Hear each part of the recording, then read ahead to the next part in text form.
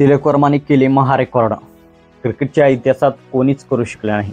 मित्रांनो, दुसऱ्या T20 सामन्यामध्ये भारताने विजय मिळवला. यामध्ये तिलक वर्माने चांगली खेळी केली. यामध्ये तिलक वर्माने नाबाद 75 धावा केल्या. एकीकडून भारताचे सर्व फलंदाज बाद होत होते, परंतु एकीकडून तिलक वर्मा हा झुंज देत होता.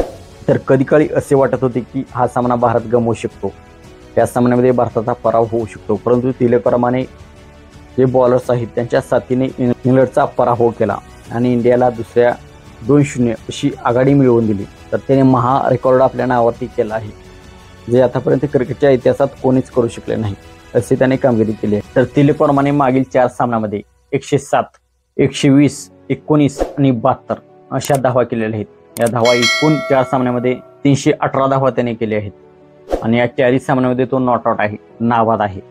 तर नाबाद 4 सामन्यामध्ये 318 धावा या आजपर्यंत क्रिकेटच्या इतिहासात कोणीच बनवलं नाही.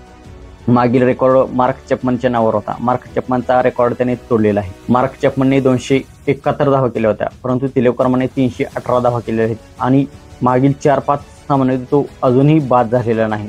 कोणताही बॉलर्स त्याला बाद करू शकलेला नाही. इंग्लंड विरुद्ध दुसऱ्या T20 मध्ये त्याने 75 धावाची नाबाद खेळी केली आणि त्याला सामनावीराचा पुरस्कार देखील मॅन ऑफ द मॅच हा पुरस्कार देखील त्याला देण्यात आला.